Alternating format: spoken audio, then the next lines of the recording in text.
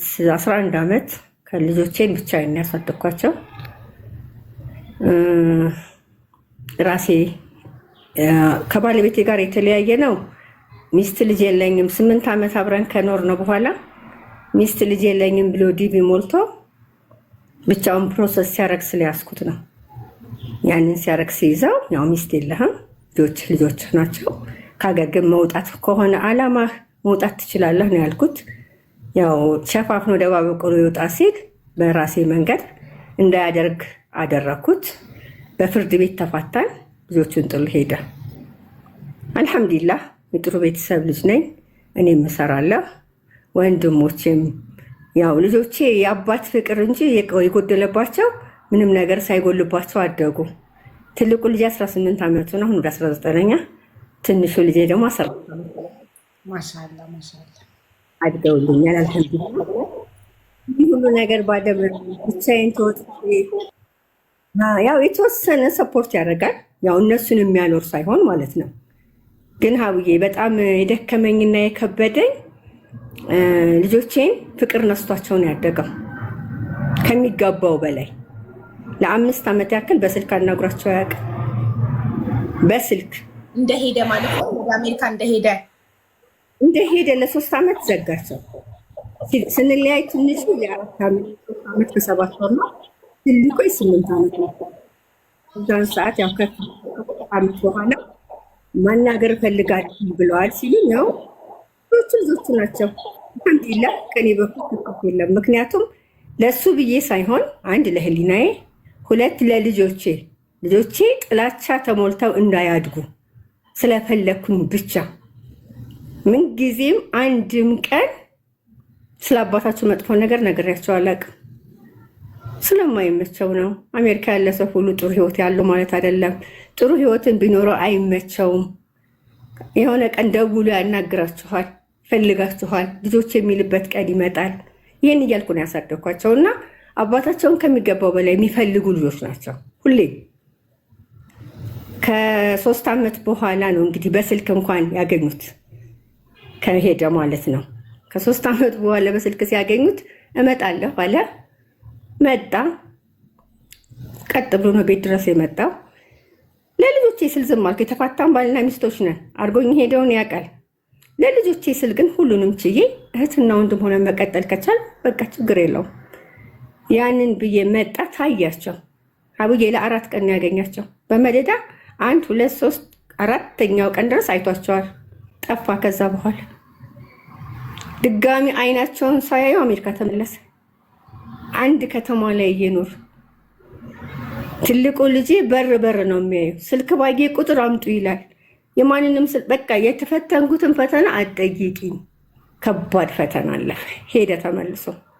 ከዓመት በኋላ ደወለ። ሄዶ እንደገና በዓመቱ ደወለ። ልጆችን ማግኘት እፈልጋለሁ አለኝ። እኔ ለአላህ ቃል ገብቻለሁ አልኩት። አንተ በፈለክ ሰዓት ልጆችን ማግኘት ትችላለህ፣ አልከለክልህም። ከአንተ ይቅር እንጂ ከኔ አይቀርም ነው ያልኩት። አያናግርም ምናምን ሲል ነው። እኔ እንደዚህ አይነት ልጅ አላሳደግኩም። የእኔ ልጆች አባታቸውን ይወዳሉ። ስለዚህ ታናግራላችሁ። ያው እናትም አባትም ሆነ ስታሳድግ በጣም ከባድ ነው ጫናው። ያንን ሞልቼ በግድ ተቆጥቼ አገናኘኋቸው። የተወሰነ ጊዜ ደወለ። ጥሩ ነገር መፍጠር ፈለገ። በገንዘብ ዙሪያ ማድረግ የሚገባውን እንዲያደርግ ባስ ፍርድ ቤትም ስለሚያስገድደው እኔም እንደዚህ ልፍስፍስ እናት አይደለሁም፣ አላራምደውም።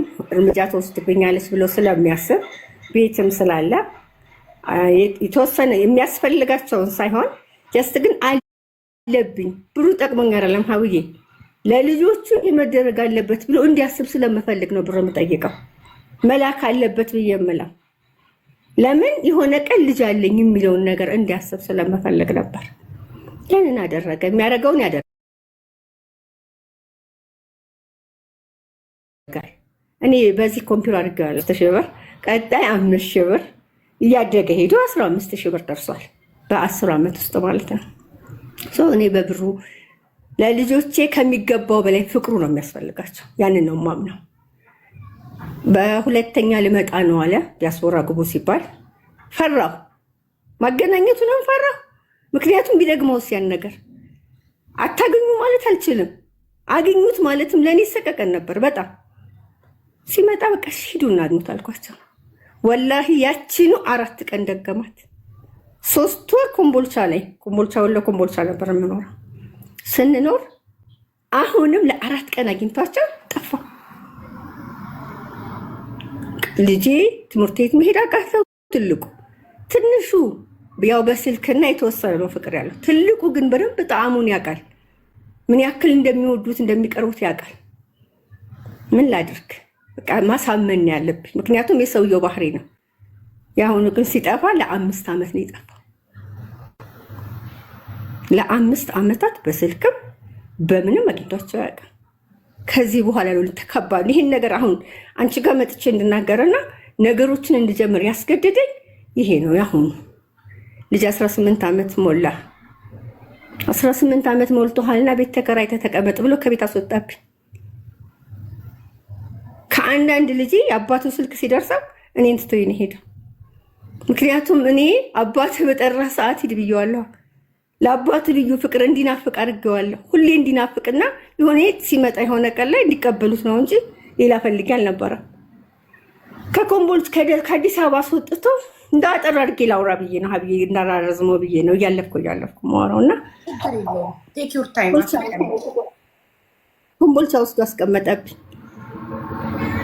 አስቢ እኔ ለልጆቼ ትልቁ 11ኛ ወደ 11ኛ ክፍል ለ1 ዓመት ከፍሏል የትምህርት ቤት ክፍያ።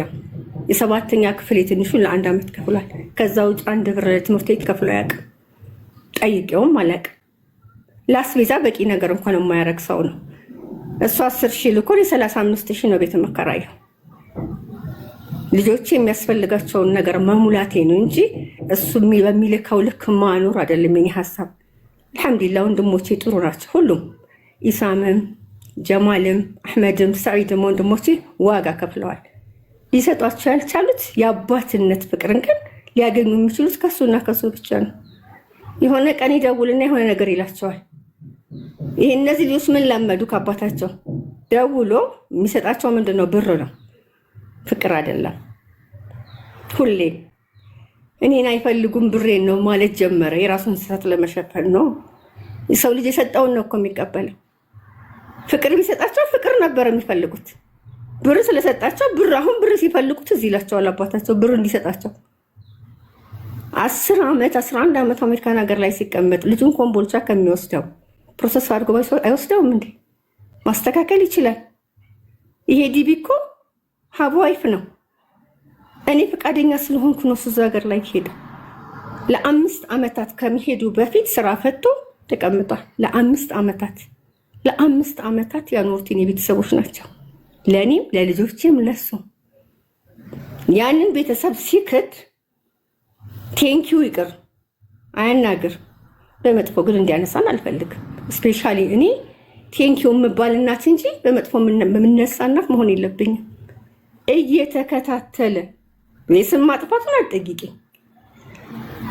5 ዓመት ዘግቶ ልጄን እንደዛ አድርጎ ኮምቦልቻ ላይ ለ8 ወር ያክል ስራ ትቼ ትንሹ ልጄ ትምህርቱን አስቋርጬ ከዲቦራ ትምህርት ቤት ከአዲስ አበባ ኮምቦልቻ ይዤ ሄጄ ሀብ ሴሚስተር አስተምሬ ልጅ ምክንያቱም ትልቁ ልጄ እዛ ነው ያለው። ግማሼ ነው ለእኔ ልጅነቴ ነው። ቡቡ ማለት አብሮ አደጌ ጓደኛዬ ነው። ለእኔ በልጅነቴ ስለሆነ አብረን ነው ያደግነው። እያንዳንዱ ነገር የሚያውቀው ልጄ ነው፣ ህይወቴ ነው። የ18 ዓመት ፕሮጀክቴ ነው ቡቡ ለእኔ። እሱ ሜክ መኒ ሲያደርግ እኔ ልጆቼ ላይ ነው የሰራሁት። ይህንን ማጥፋት የኔ ልጅ መስበር ወስዶ አሜሪካ ቢወስደው ኦር ደግሞ የሆነ ጥሩ ነገር ቢያደርገው መንጃ ፍቃድ አውጥቼልህ ሾፌር ትሆናለህ አለ። እኔ እኮ ሾፌር እንዲሆን ከሆነ የምፈልገው መናኸሪያ መልቀቅ እኮ ነው፣ ልጁን ወያ ለማድረግ ነው። ከዛ መንጃ ፈቃድ አውጥቶ ሾፌር ይሆናል። ጥረህ ግረህ ኑር ነው። እንደዛ ያን ሁሉ ዋጋ የከፈልኩበት ልጅ ሊሰብረው ተነሳ፣ ግን አልፈቀድኩለት። ተከትዬ ኮምቦልቻ ገባሁ፣ ተቀመጥኩ እዛው። ልጄ ልክ ላገኘው ሲሄድ እኔ በዚህ ስመጣ እሱ በዛ ይሮጣል። እናትህንና የእናትህን ቤተሰቦች ካገኘህ አላናግርህም ተብሏል። እኔና ልጄ ድብብቆች ጨዋታ ጀመረ። በርቀት ተደብቄ ሂጄ አይቼ የዋለበትን አይቼ እመለሳለሁ። እኔና ወንድሙ ማለት ነው፣ ትንሽ ወንድሙ። ብዙ ከባድ በጣም እጅግ በጣም ከባድ ለአንድ እናት ያውም ዋጋ ለከፈለች እናት ያውም ደግሞ ለእኔ አይገባኝም ነበር። አመስግነኝ አላልኩትም። ልጆቼን ግን መንካት አይችልም። አሜሪካ ውሰድልኝ አላልኩትም። እኔ ከብደውኝም አያውቁም ልጆቼ። ይሄን ሁሉ አድርጌ ግን በዚህ ልኳ ካስከፈለኝ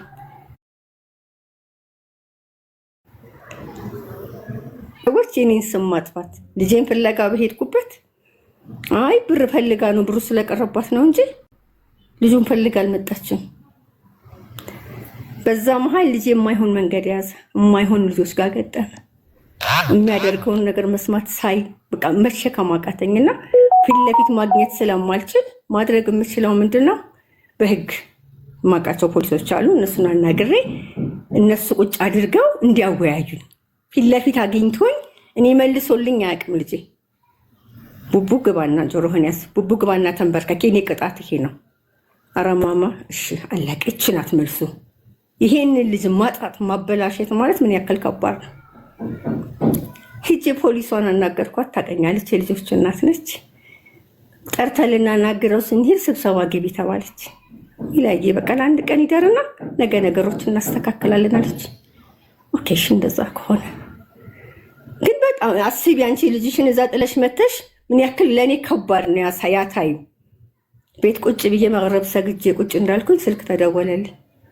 ከየት ነው? ከፖሊስ ጣቢያ። ማነስ ነው? ምስጋን እባላለሁ፣ ዋና ኢንስፔክተር ነኝ ምናምን። ልጁ እንዲሄድ አድርጌዋለሁ አለ። ይ እኔ እኮ እናቱ ነኝ። ለምን እናደረግ ስለ በቃ መውጣት አለበት፣ እዚህ ማደር የለበትም፣ ማስወጣት ሂዷል አለ። አባቱ ሳንቲም ልኮ ኮምቦልቻ ከተማ ላይ ላሉ ፖሊሶች ብር አሰጥቶ እንዲወጣ አስደረገው።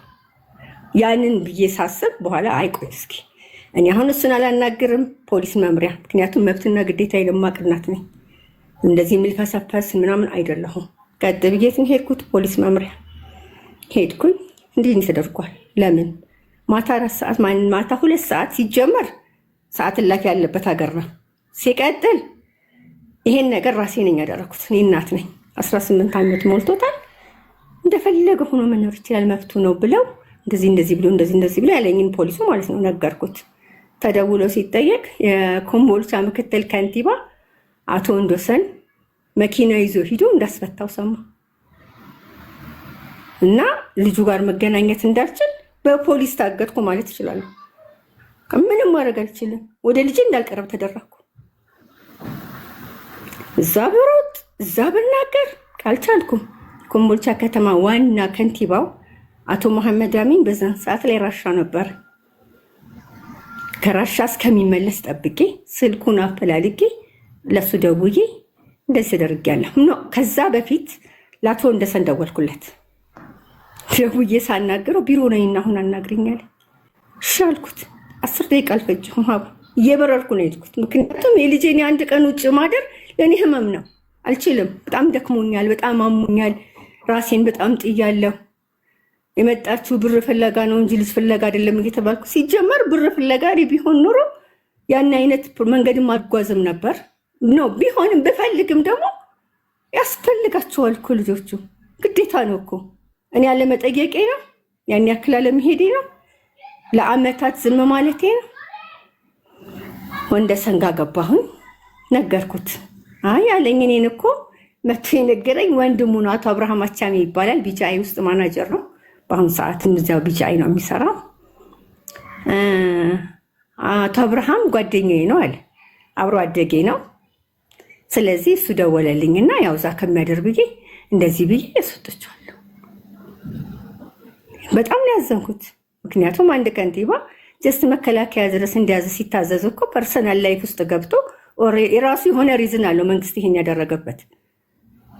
እንደ እስረኛ እንኳን ቢቆጠር ልጄ በዛ ሰዓት ላይ ማታ 2 ሰዓት ላይ መኪና ተይዞ በዛ ደረጃ ለአንድ ሰው ውለታ ለመዋል ይቺ ስህተቱ ይሄ ሰው እኔን ሀቡ ለ4 ወር ዋጋ አስከፈለ። እሱ ያንን ባያደርግ ኖሮ ልጄን በእጅ አስገባ ነበር። አደረገው። አስተካክለዋለሁ፣ አናገራለሁ፣ ወንድሙንም እንዲያረጋለሁ ምናምን አለኝ። ትጓጊያለሽ። ጠበኩት 15 ቀን ሙሉ በተደጋጋሚ እየደወልኩበት ነው። አይመልስልኝም። ሪከርዱ አለኝ ያናገርኩት ዛሬ ከሰዓት በቃ ቢዚ ሁኜ ነው። ከንቲባ ነው ስራ አለው አይደለሁም። ስራው በእርግጥ ብዙ ነገር ይኖርበት ይችላል። እጁን ባያስገባ ጥሩ ነበር። መንገድን ባይዘጋ ጥሩ ነበር። ያን ካደረገ ደግሞ መፍትሄ መፈለግ ነበረበት።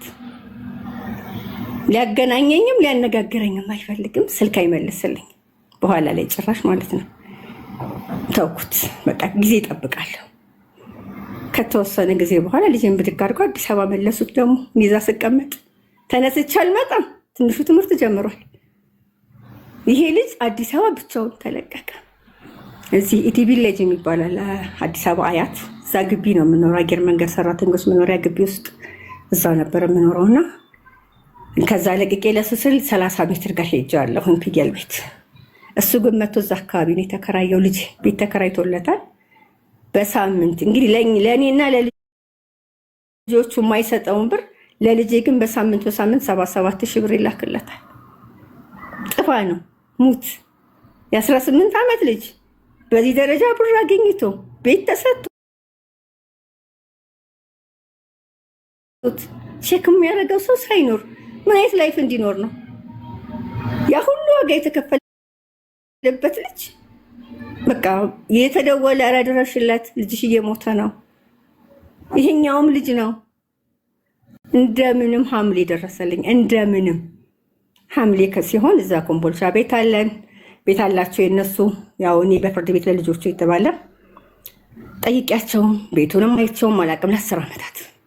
ያን ግን ለሱ ያ በፊት መሀል ላይ የሚልክ የነበረውን 8 ወር ሙሉ አቋርጧል። እኔ ቤት ነው ለምን ላክ ለምን አላክም አላልኩትም። ቀጥታ ሂጄ ቤቱን ቆላልፌ ቁልፍ ይዤ መጣሁ። መጀመሪያ ሪፖርት አድርጌያለሁ ፖሊስ ጣቢያ። ልክ ቤታቸውን ስነካ እህቱ መጣች ከአዲስ አበባ። ቤቱ ሲነካ ማለት ነው። እህቱ መጣች። ፖሊስ ጣቢያ ቀረብን። ምንድን ነው አሉ። እንደዚህ ነው በቃ ቤቱ ነው እሱ ልኮ አያውቅም። ሲቀጥል ደግሞ እኔ ወደ አዲስ አበባ መሄዴ ስለሆነ ቤቱን አከራይቼ ልጆች ማሳደጊያ ማድረግ እፈልጋለሁ። የቤተሰቡ እርስም ቢሆን የራሳችን ድርሻ የልጆቼ ስላለ ስኖርበት የነበረው ቤት ነው። በፍርድ ቤት የልጆቼ ማሳደጊያ ነው። ያልጠየኩት እስከዛሬ እኔ ይሄን ነገር መሀል ላይ መግባት ቦታም አልሰጠሁትም። አልሐምዱሊላህ ስላልጎደለብን ነው። አሁን ግን ሰውየውም የሚልከውን አቋርጧል። እንደዚህ ነው ስል ፖሊሱ አላት ወንድምሽ ቢሆን አሁን አንቺ የመጣሽበት ቦታ የመጣው መታሰር ነበረበት አላት። ለ5 ዓመታት ልጆችን ያላናገረ በስርዓቱ ጥሩ ሀገር ላይ ሄዶ ለልጆቹ ማድረግ የማይችል ሰው ከሆነ መታሰር ነበረበት አለ ፖሊሱ። አሁን ሂጂና የ8 ወሩ በስንት ይሁን አለኝ። 15 ሺህ በ10 ሺህ ብር 80 ሺህ ብር ያስገባ። ምክንያቱም ለ8 ወር ስራ ፈትቻለሁ። በ2000 ብር የዛሬ 1000 ብር አልነበር መጀመሪያ ላይ በዛ ሂሳብ በ2000 የ6 ወር 12000 ብር ብቻ ነው የማስገባው እንጂ አላስገባም አለ። ከእንደገና ፖሊሶቹ ሲያስገድዷትና ሲያጨናንቋት እሺ በቃ አለች። እሺ 20 ሺህ ብር ይሁን በቃ የክፋት ስራ ታውቂያለሽ የሚሰሩት። እሺ በቃ 50 ሺህ ያስገባልኳት። ከዚህ በኋላ ካቋረጠ ከአንዳንድ ተሳሰበዋለሁ። ከዚህ በፊት ሲያቋርጥና ሲቀጥል ጠይቄው አላውቅም። አሁን ግን ማቋረጥ ማለት ቀጣይ ላይ ሌላ ክስ ውስጥ እንገባለን። አልተወውም። ምክንያቱም ልጄን ነክታቸዋል አልኳት። አለቀሰች። ይቅርታ አይነት ነገር ልጄን ትንሹን ሳመች ምናምን። ፖሊሶቹ ምንም ወዳውን ፍሬ ነው ስሟ ፍሬጌዚ ሚዬ ምናምን ተባባልን። ነገሮች አበቁ ማለት ነው።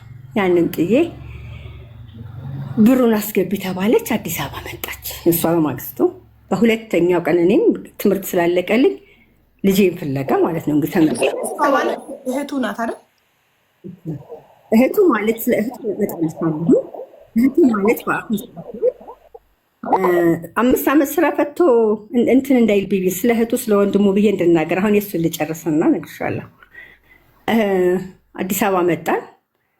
በመጣሁኝ በሶስተኛው ወዲያ በማግስቱ ልጅን ትንሹን ላኩት ቡቡ ያለበትን ቤት አካባቢውን ለማየት ምናምን። ትልቁ 14 ዓመቱ ስለሆነ ያው እንደራሱ ይንቀሳቀሳል። የትም ቦታ ራይድ ይዞ መጥቶ ቼክ አድርጎ ምናምን ሄደ። ልክ ሲሄድ መጣና ማማ ቤቱን አይቼዋለሁ። ቤት ተከራዩ የራሱ ነው። እውነቷን ነው። ቤት ተከራይቶለታል አባቱ።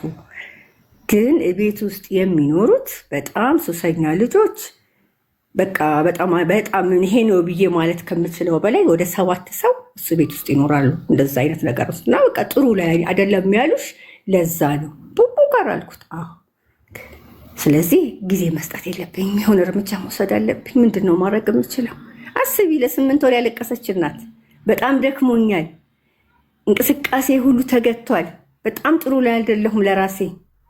ማታ ልክ እንግዲህ አምሽቶ መምጣት የማይችል ልጅሽ ከቤት ወጥቶ ይህን ያክል ወራት መቆየት ማለት ምን ያክል ከባድ ነው። ከዛ በሁለተኛው ቀን ደወልኩላት ለእህቲቱ። ልክ ስደውል ኧረ ያ ቤት አከራይዋ እኮ የማይሆን ነገር ቤቱ ላይ ሲያደርጉ ተሰብስበው ቡቡ ደንግጦ ሩጦ ወጣ ከቤት፣ ሌሎቹ አመለጡ። ቤት አከራይቱ በጣም ደንግጣ እንደዚህ አድርጋ ቤት ላይ ችግር ተፈጥሯል አለች። እና ስላት ቡቡ የት እንዳለ አይታወቅም።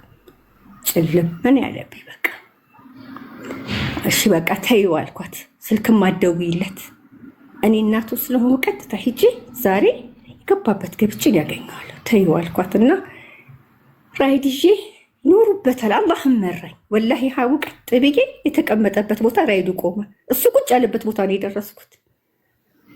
ድሮ ይቀመጡበት የነበረ ጓደኞቹ ጋር አውቀዋለሁ። ስለዚህ እዛ ተቀምጦ ሊሆን ይችላል ብዬ ሲሄድ አንድ ጓደኛው ጋር ጥላ ስር ፀሐይ ነው 7 ሰዓት ቁጭ ብሏል። ቡቡ አልኩት። በቃ ደነገጠ። ስልክ እያወራ ነው ለካ ደውላ ካለች አክስቲቱ ደውላ እንዲሁ ነው አባትህ ሰምቷል፣ ዱርዬ መሆንሃል፣ መጥፎ ሆነሃል፣ አባትህ ሰምቷል ብላ ቴንሽን አድርገዋለች። እና ከአሁን በኋላ ለአባትህም እንዳትደውል አይመለከተንም ብለዋለች። ስላንተ አይመለከተንም። እንግዲህ ሜዳ ላይ ጣሉት ማለት ነው። ያ በሳምንት 7,000 ምን እንሆንልህ ሲባል ነበረ። እናቱ ስንት ነገር ያደረጉትን አውጥተው ጣሉት ማለት ነው። በቃ ቡቡ ና አልኩት። ጥፋት ማንም ልጅ ያጠፋል። ሁላችንም አጥፍተን ነው እዚህ የደረስነው። ያለ ስህተት ማደግ የለም። ልጅ ያጠፋል፣ ወላጅ ይቅርታ ያደርጋል። ሁላችንም በይቅርታ እያለፍን ነው ልጆቻችንን የምናሳድገው። ስለዚህ እኔ ልጅ ታጠፋለህ፣ ይህም ባታጠፋ አትማር፣ እንኳን አጠፋ ትማርበታለህ። ና ብዬ ንቃርጌ አሁን ወደ ቤት እንሂድ። ጸጥ ነው ያለው። ይዤው መጣሁ። የተከራየበት ቤት ገባሁ፣ አየሁት። ህይወቱን ሳየው ከመክሳቱ እንዲቀንስልኝ ጂም እያስገባሁ እንዲቀንስልኝ ዋና እያስዋኘሁ ነው ቡቡን ስመልሰው የኖርኩት። ይችን አክሏል መክሳቱ።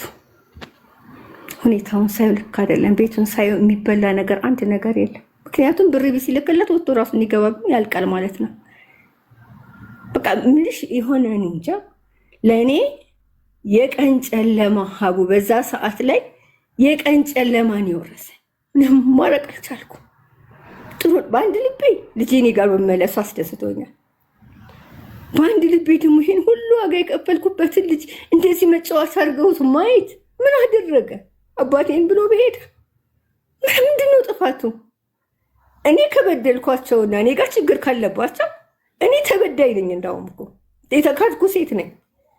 አልተናገርኳቸው። ለእኔ ይሄንን እንደገና ያመጣሉ።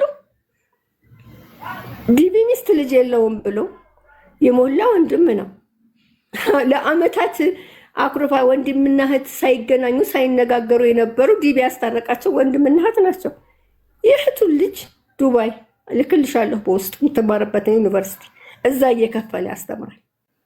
የእህቱን ልጅ ለልጆቹ ግን $100 እና $200 የራቀው ሰውዬ ነው። የላከላቸውን እንዲቀበሉ ብቻ አምነው አባታቸውን አመስግነው እንዲኖሩ በማድረግ ነው። ጥፋት ይሄ ነው። የኔ ጥፋት ሌሊትና ቀን ከነሱ ጋር ነገር አለማያዜ ነው። ወንድምዬው እኮ ሚስት ልጅ የለውም ብሎ ያፈረሰውን ትዳር እኔ ነኝ ያደረኩት፣ ይቅርታ በሰዓቱ ምናምን ያለው ልጆቹ ያላባት እንዳያድጉ የፈረደባቸው ወንድም አቶ አብርሃም አቻሜ ይሄ ሰውዬ ከልጆቹም እንዳይርቅ ተሟሙቶ ማስተካከል ሲገባው ኢትዮጵያ ሲገባ አገር ሲገባ ልጆቹ ኤርፖርት ሄደው እንዳይቀበሉ ኢትዮጵያ መግባቱ እንዳይታወቅ ሁሌ ድብብቆሽ፣ ሁሌ ለልጆቼ ውበታቸው ነው አባታቸው፣ ለልጆቼ ህይወታቸው ነው አባታቸው። ለዛም ነው እኔ እንትን ማለትም አልፈልገው ማቆራረጥም አልፈልገው። አባት ህይወት ነው። ለወንድምና ለእህት ወንድሞቼ ኩራቶቼ ናቸው፣ እህቶቼ ኩራቶቼ ናቸው። አባቴ ግን ህይወቴ ነው። ለኔ ለማንኛችንም አባት ህይወት ነው። ህይወታቸውን ነው ያሳጣቸው። የእህቶቹ ልጆች ነው እህቶች ልጆቼ እያለ የሚያወራው። የእህቶቹ ልጆች ነው የሚረዳው። የእህቶቹ ልጆች ነው የሚያሳድገው። እሷና ወንድምና እህቴ እኔን ትዳር አፍርሰው ልጆቼን ያላባት ሲያስቀሩ፣ እሷ ግን ትዳሯን ፈታ ለ3 ዓመት ቆይታለች። 4 ልጅ ይዛን ያላቅም። አሁን ነው ልጄን ሲነኩ ነው የሰማሁት። እኔ ያላቅም።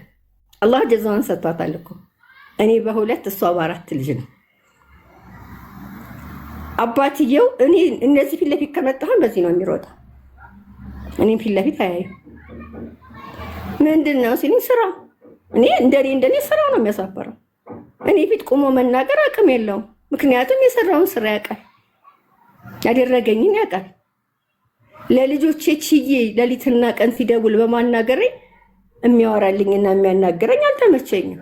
ስለዚህ በስልክ ማናገር አልችልም። ቡቡ 12 ዓመት ሲሞላው ስልክና ሲም አውጥቼ ይኸው አባታችሁን በስልክ አናግሩ። እኔ ጋር ግን እየደወለ ሌሊትና ቀን አይረብሽኝ። ምክንያቱም የተፈታሁ ሴት ነኝ። አልፈልግሽም ብሎ ሄደ ሰው በፈለገ ሰዓት እየደወለ ህይወት አቢዩዝ ማድረግ አይችልም። ለምን አልተከበርኩም ይሆን አላውቅም። እኔ አልችልም። አልሐምዱሊላህ ቀብጬ ነው ያደግኩት። ጥሩ ሁኜ ነው ያደግኩት። አጎንብሼ አንገቴን የምደፋበት ምንም ሪዝን የለኝም። ቀጥ ብዬ ሲሄድ ነው ልጆቼም ጥሩ ቤተሰብ፣ ጥሩ ፍቅርና ጠንካራ ልጆችን ማሳድገው። በመብት አልደራደሩ።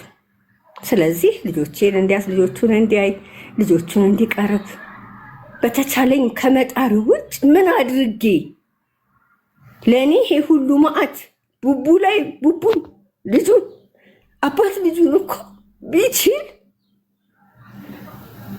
መሰረቱን ያስተካክላል ባለው ሁሉ አቅም። የልጁ መውደቂያ ግን ለልጁ መጥፊያ ግን ብር አይልክ። ለማሳደጊያ ያላከውን ብር ለመጥፊያው ላከለት። አልሐምዱሊላህ በጥሩ ስብዕና ስላደገም ልጄ ለመመለስ አልከበደኝም። ቀጥታ ወንድሜን ጠራ ናልኝ አልኩት። ምክንያቱም ያስፈልጋል። እኔ ከቡቡ ጋር ማልግባባበት ነገር ሊፈጠር ስለሚችል እንደ እናትና ልጅ ሳይሆን እንግዲህ 18 ዓመት ልጅ ጎረምሳ ነው። እኔ ማየው ሁሉ ሊከብደኝ ይችላል። አልቻልኩም። ሲጀመር በጣም ከበደኝና ከወንድሜ ጋር እንዲያደርጋቸው አደረኩኝ። ሰይድ ሐሰን ይባላል። መጣ ቤቱን ትቶ ህይወቱን ትቶ ማለት ነው። ከልጆቼ ጋር እኔ ቤቴም እነሱም ጋር እያልኩኝ ስራዬንም እያስተካከልኩኝ ትምህርታቸውን እንዲጀምሩ በተቻለኝ ሞከርኩ። ትምህርታቸውን አብይ እህትና ወንድም ቡቡዛ ኮንዲሽን ላይ እንዳለው ያውቁ ነበር። እያወቁ ነበር ዝም ያሉት። መጨረሻ ሰዓት አባትየው ሊመጣ ሳምንት ነው 15 ቀን ወደ ኢትዮጵያ ሲቀረው በቤት አከራዩ በኩል እንዲነገረው አደረኩ። ለምን ኢትዮጵያ ሲመጣ ልጆቼ ብሎ እንዳያገኘው። ምክንያቱም ከቡቡ ጋር ተቀራርበዋላ። ለ5 ዓመታት የነሱ ብቻ ነበር እንዲያገኛቸው እንዲያያቸው። እህትም ወንድምም አይፈልጉ፣ ጭራሽ እንዲገናኙ አይፈልጉ።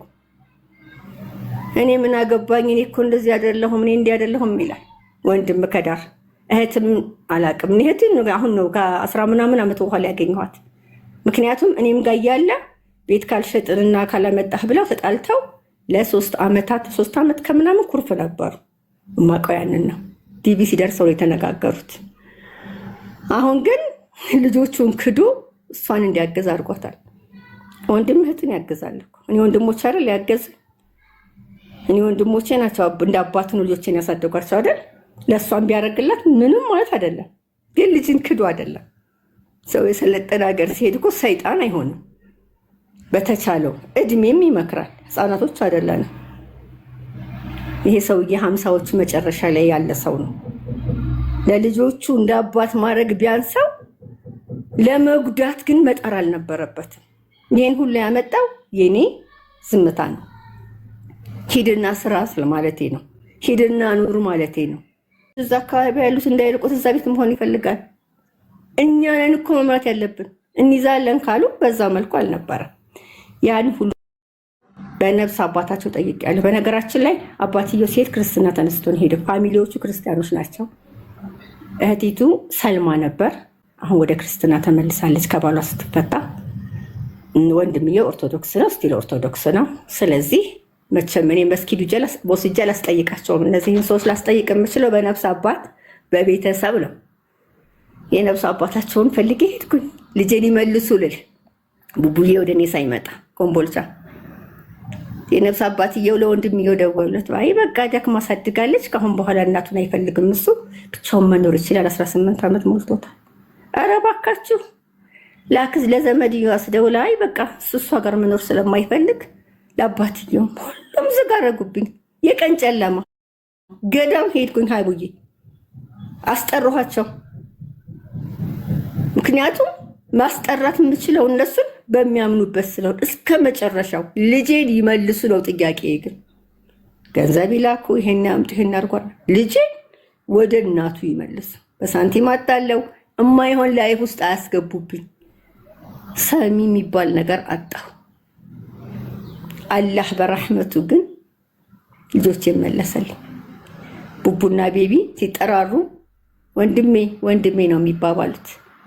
ለአንድ ቀን ተለያይተው አያውቁም። እኔ ያለሁበት ቦታ ሁሉ ልጆች አሉ። ልጆቼን የማያካትት ቦታ ነው ያልሄድም። ልጆቼ የሌሉበት ቦታ፣ ለልጅ የማይሆን ቦታ ከሆነ ቦታ ፈለገ ጓደኞቼ ቢሆኑ አልሄድም። ጊዜም ህይወቴም ልጆቼ ናቸው። እኔ አንድ ቀን ለሰራተኛ አሰርቼ ልጆችን አብልቼ አላውቅም። ራሴ ነኝ የምሰራላቸው፣ ሰጥቻቸዋለሁ ራሴን። አዲስ አበባ የምገባው ልጆቼ መሰረት ሲይዙ ነው። ምክንያቱም አዲስ አበባ ገብቼ ልጅነት አታለውኝ ኦር የሆነ ነገር ተፈጥሮ ልጆቼን ከምሰጣቸው ፍቅር አጎልባቸዋለሁ ብዬ ስለማስብ እዛው ኮምቦልቻ የተቀመጥኩት ለአመታት። ያ ሁሉን ዋጋ የከፈልኩለትን ልጄን ከእጅ አስወጥቶብኝ ያን ሁሉ አደረግኩ። አሁን ምን ሰጋው? ቀጣይ ያለኩት ሌላ ልጅ ትንሽ አለ 14 ዓመት። የ14ቱም ነገ 18 ይደርሳል። ስለዚህ የሰውዬ ዛሬ በዚህ ደረጃ ከደፈረኝ ነገ ደግሞ ለዚህኛውም አይተኛለትም። ስለዚህ የሆነ ነገር አደርጋለሁ። ኢትዮጵያ ሲመጣ አገኝቼ አናግሬ ነገሮች ይስተካከሉ ሊሆን ይችላል። አሁንም የመጨረሻ እድል ልሰጥ ፈልጌያለሁ። በቤተሰብ እንዲነጋገሩ አደረግኩ። በቤተሰብ በኩል ያንን ጥያቄ አስቀረብኩኝ። ያደረግኩትን ሁሉ በሙሉ በልጆቼና በእኔ ዙሪያ ላይ እንዳትገቡ ብሎ ከለከለ። ማንንም ማናገር አልፈልግም ተባልኩ። በቃ በጣም ነው ያዘንኩት። ቡቡዬን እሱ ወደ ሀገር ሲገባ በአሁኑ በመጨረሻውም ወደ ሀገር ሲገባ ሀቡ አየር መንገድ ሂደው እንዲቀበሉት ቀኑን ብሰማ ሂዱ ብዬ ብል ልጆቹ ሂደው እንዳይቀበሉት ተደረገ። ተደበቀ። ሚስጥር አደረጉባቸው። በስልክ እንዲያገኛቸውና ሊያናግራቸው እንደሚፈልግ ሰምቻለሁ። ሰው ምን መጣ? ለእነዚህ ቢደሰቱ ምን አለበት? ሂደው አባታችን ብለው ኤርፖርቱ ላይ ቢቀበሉት ለእነሱ እኮ ደስታ ነው። አባቴ ሲመጣ ቢሉ ምን ችግር አለው? ይሄን ሁሉ ይቅርታ ማል ነው። ይቅርታ አቡዬ፣ ችግር የለውም። እኔ አንድ ጥያቄ ነበረኝ ጀሚላዬ። እሺ፣ አንቺ ከሱ በኋላ ትዳር መስረተሽ ነበር?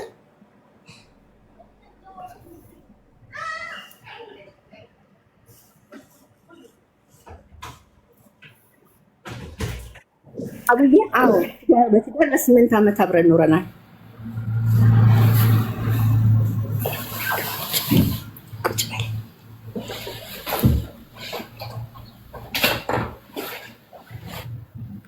ለ8 ዓመታት አብረን በትዳር ኖረናል። እሱ ከሚሄዱ ፕሮሰስ እያደረገ ምን አደረኩ መሰለች? እኔ ሳይጠፋ ሀገር ሊወጣ አውቅ ሞከርኩ ላገኘው። ነገሮችን ሳያቸው ጥሩ አልነበሩም። ምን አደረኩኝ? ልጆቹን እቤት ወሰድኩኝ። እኛ የምንኖርበት የነበረው ቤት እህቲቱ ነበረች በሰዓቱ የምትኖርበት። ስለዚህ እኔን ለቡቡና ለቤቢ መከርኳቸው በደንብ። በቃ በማንኛውም ሰዓት እኔ መጥቼ ወስዳችኋለሁ። አባታችሁ ግን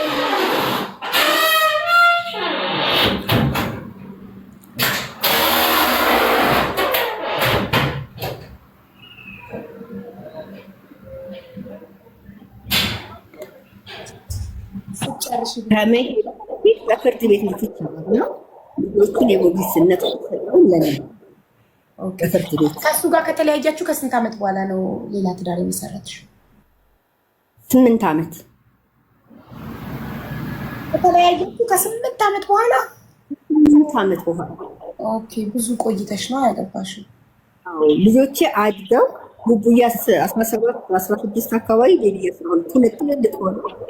ያንንም እንዳደርግ ያስገደዱኝ የገዛ ልጆቼ ነው። እኛ እናታችን በሁለት እንድትቀር አትፈልግም፣ እንድትወልድ እንፈልጋለን ማለት ነው። ስለዚህ በቃ ባትወልድ ራሱ ሴት ልጅ ብቻዋን ከሆነችና የምትወደው የሚወዳት ሰው ካገኘች ትዳር የመመስረት መብት አላት። መውለጃ ቢያልፍ ራሱ ለልጅ ያገባሁትን ሰው ደግሞ ቤት ላይ የሚኖር ሰው ሁለተኛው እኔ ጋር ቤት ውስጥ አይኖርም። ኦኬ፣ ውጪ ነው የሚኖረው እሱ አንድ ቤት አትኖርም። ኦኬ፣ እሺ። እና መጥቶ ለ4 ወር በመጣ ሰዓት ላይ ለ3 ወር ቆይቶ ነው የሚሄደው።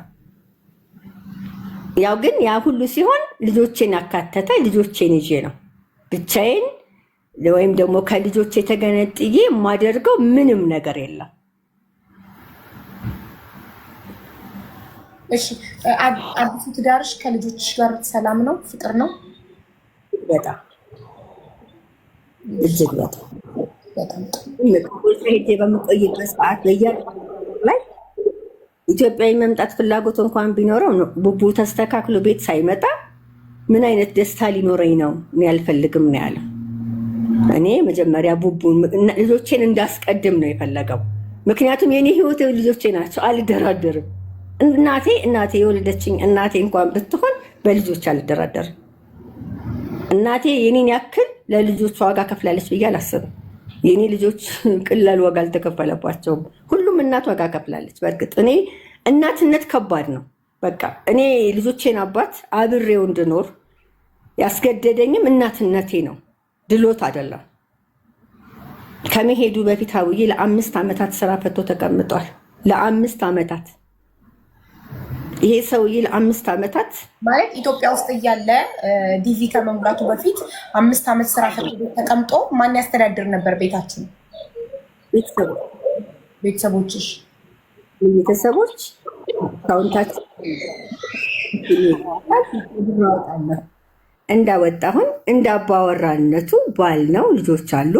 ይኸው ቤተሰብ አስቤዛ አድርግ አስቤዛ እህቴ አሁን አሜሪካ ነገር ነው ያለችው።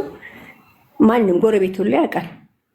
ሽሮ በርበሬ የሚያስፈልገው ለልጆቹ ኢብን ቅቤ የሚያስፈልጋቸውን ነገሮች በሙሉ ተስተካክሎ ወር ተጠብቆ አስቤዛ ይሞላልናል ቤት ላይ። እሱ ስራ የለውም ተብሎ ምክንያቱም እኔ ብቻ አይደለሁም ልጆቼም እኔም እንዳንቸገር። ያን ሰዓት ትንሹ ህፃን ነው፣ ትልቁ ይማራል። ትምህርት ቤት ክፍያ፣ የቤት ኪራይ እሱ የቤታችን አለ። ቤታቸው ኮምቦልቻ ያለው ማለት ነው። እኔ የምኖርበት የነበረው እሱ 1000 ብር ይገረጋል በዛ ሰዓት። ያቺ 1000 ብር ትመጣለች። ከዛ ውጭ ምንም ኢንካም የለን። ግን ምንም ነገር ጎሎብን ያውቅ። እኔ 8 ነን፣ 4 ሴት 4 ወንዶች።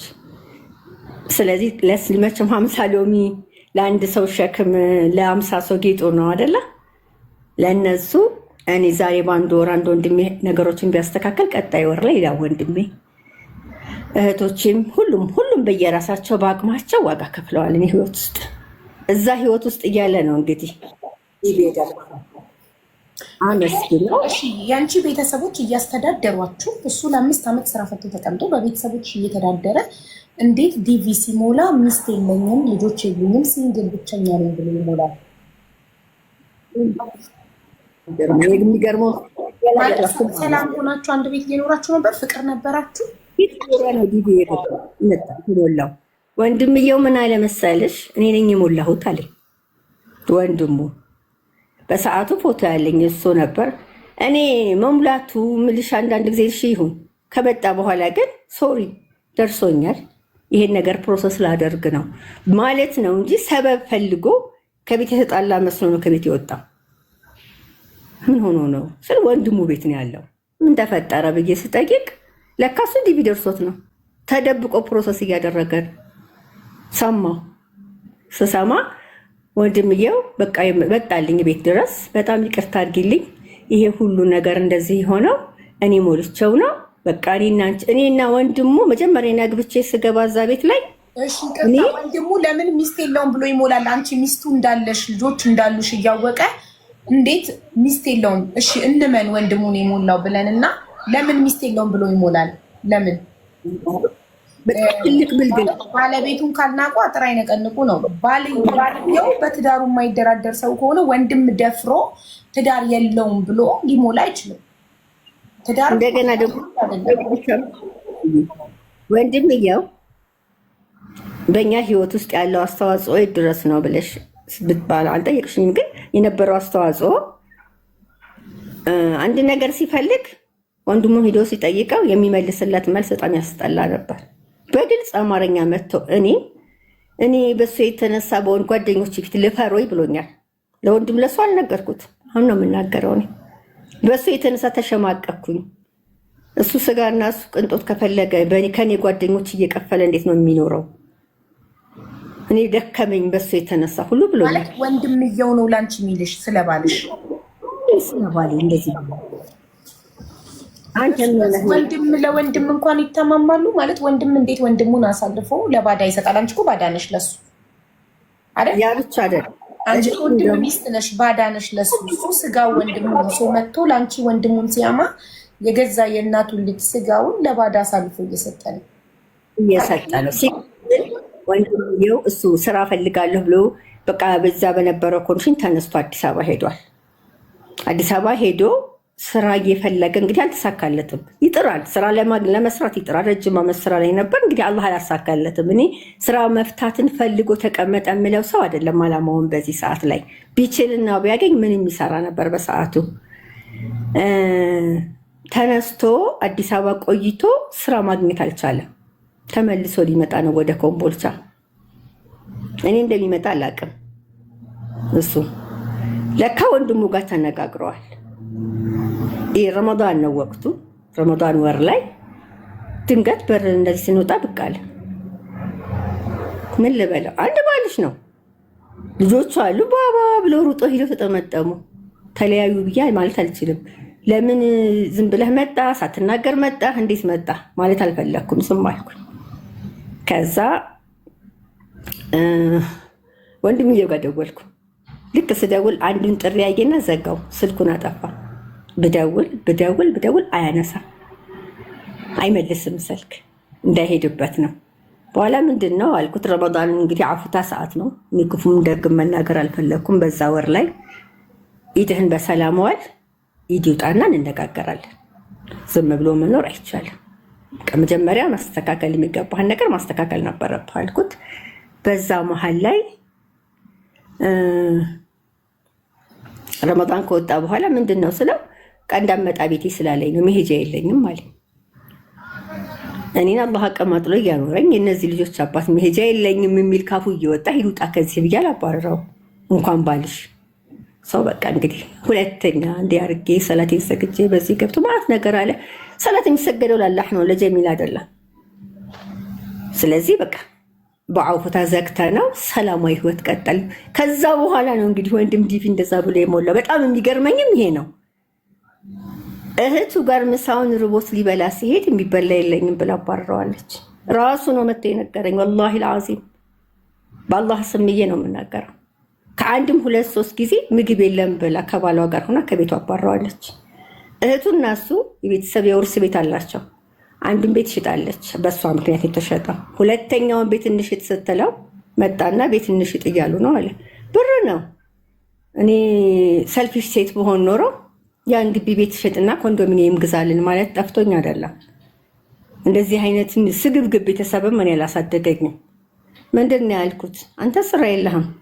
ሲጀመር የአባትና የእናት የተወረሰ ቤት ተሽጦ ሌላ ቢቻል ተጨምሮ የአባት ስም ይጠራበታል። ቢቻል ባይቻል ደግሞ ራስህ ትኖርበታለህ በሆነ መንገድ እንጂ አንተ ስራ የለህ። ይሄ ኢንካም የቤተሰቦች ድንገት ቢያቆሙ የሆነ ሰው ምንም ቢያደርግ አንድ ነገር ቢፈጠር የት እንወድቃለን? ስለዚህ ቤት አትሸጥም፣ አይሆንም። ስል አንሸጥም። ወንድም ቤት አለው ልሽጥ ብሎ ቢስማማ፣ እህት ቤት አላት ልሽጥ ብላ ብትስማማ፣ እኛ ግን ቤት የለንም። ስለዚህ አርፈህ ተቀመጥ አልኩኝ። ብቻ እንደው ያን ሁሉ አልኩ፣ በዛም በዚህም አልኩኝ። ብዙ ነገር ተፈጠረ። እህቲቱ ለምን ቤት አልተሸጠም ብላ ለ3 ዓመት ከ5 ወር ኩርፍ እንደነበሩ ነው የማውቀው። ዲቪን ያስታረቃቸው ማለት ዲቪው እሷ ምን ይጠቅማታል? ዲቪ ሲደርሰው በቃ ብላ አንድ ሆነች መጥቀም ብቻ ልጆቿን እያስተማረላት ነው። አሁን እሷ ከባሏ ተፋታለች። ደግሞ አንድ ቤት ተከራይቶላታል። ልጆቿን ያስተምራታል። በቃ እህትም ጓደኛም እናትም ምንም ሆና እሷ ናት እየኖረች ያለችው። ለልጆቹ ኬር የለውም። እሷም ለልጆቹ የወንድሜ ልጆች ናቸው ብላ መታ ጠይቃም አግኝታም ምን ብላም አታውቅም። አናግራም አታውቅም። ዙራም አይታችሁ አታውቅም ለ10 ምናምን ዓመታት። አሁን ነው ልጄ ከቤት ሲያስወጡ ያገኘኋቸው። እሺ ብቻሽን ሆነሽ ስታስቢ ጀሚላ ያሳለፋችሁት የፍቅር ጊዜ የትዳር ህይወት ጥሩ ነበረ? ምንድን ነው ያነሳሳው ይሄ ሰውዬ እንደዚህ ለመለወጥ እንደዚህ ልጆቹ ላይ እኔ ላይ ለመጨከን ብለሽ ታስቢያለሽ? በጣም አስባለሁ። ምክንያቱም ነገር በትዳር እያለን 3 ጊዜ ተጣልተናል። በ8 ዓመት ውስጥ ማለት ነው። 3 ጊዜ ስንጣላ 2ቱን በቱሪዝም ነው፣ 3ኛው ይሄ ዲቪ ነው። እኔ የማውቀው ይሄንን ነው። እንግዲህ ስንት ዓመት ነው አብራችሁ የኖራችሁት በትዳር? 8 ዓመት አብራችሁ ኖራችሁ። ከተለያያችሁ ከ8 ዓመት በኋላ ነው አንቺ ወደ ሌላ ትዳር ያልሽ? አዎ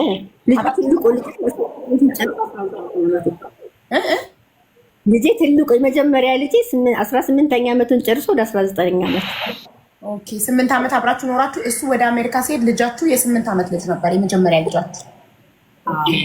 8 ዓመት እኮ በጣም ረጅም ጊዜ ነው። 8 ዓመት አንድ ጣራ ውስጥ የኖሩ 2 ባልና ሚስቶች ጥሩ ክፉን ደጉን አብረው ያሳለፉ ላይ በዚህ እኔ ግራ ገባኝ። እንዴት ለምን ደስተኛ ከነበረ በትዳሩ 2 ልጆች አፍርቶ በትዳሩ ለምንድን ነው ተደብቆ ከትዳሩ? መቼም ከትዳር አሜሪካ አይበልጥም አይደል? በለጠ። እኔ ጠይቄዋለሁ፣ ይሄንንም ብያለሁ። ምን መለሰልሽ? ለምን ምን አድርገን እኔ ምን አድርጌ ምናልኩ? ደስተኛ ከነበርክ በትዳሩ 5 ዓመታት የነበረው ችግር ለምን ይሄን አረጋችሁ ስላቸው በቃ እኛ ሂደን አስተካክለን ቀጣይ ለልጆቹና ለአባቱ የሚያረገውን ያረጋል። ቀጣይ ለሚፈጠረው ነገር ያው ዞሮ ዞሮ መቼም ማንም ሰው የሚያስበው አባት ኦር እናት የሚሆነ ነገር ጥሩ ነገር ከገጠመ ያው ለልጆቹ ነው የሚለው አይደለም። ከልጆቹ ውጭ ለማን ያደርጋል ያለው? ይሄ ሰውዬ ለ10 ዓመታት ለልጆቹ $100 በ10 ዓመታት አሜሪካ መውሰድ ይችላል፣ ማስተማር ይችላል። ትምህርት ቤት ሲሄዳችሁ ሆይ አላችሁ ሆይ ፍቅር መስጠት ነው ሁሉም ይቀር ፍቅር መስጠት ይችላል። ከትምህርት ቤት ሲመጡ ቡቡ ቤቢ ከትምህርት ቤት ገባችሁ፣ ምን እያደረጋችሁ ነው? ዛሬ ምን በላችሁ? ዛሬ ምን ሰራችሁ? እንዳባት አንድ ቀን አድርጎላችሁ አያውቅም። ይሄን አንድ ቀን አሁን ምኑ ተረፈኝ መሰለሽ? ያን ሁሉ ነገር አድርጎ ሄዶ ያ ሁሉ እንግዲህ ለ5 ዓመታት ያለ ስራ ችለን እኔ ምልሽ ይሄን አደረኩ ማለት አልፈልግም። ርዚቅ ባላህ ነው።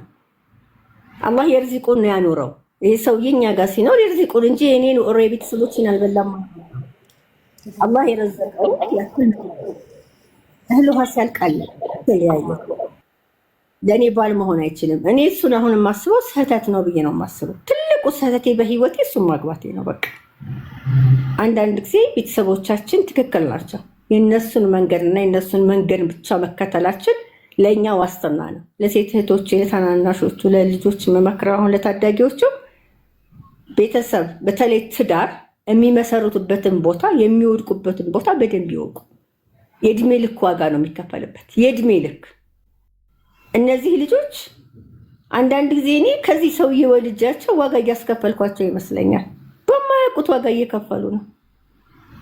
የአባት ፍቅር ይፈልጋሉ እኮ የአባት ፍቅር በምን አጡ?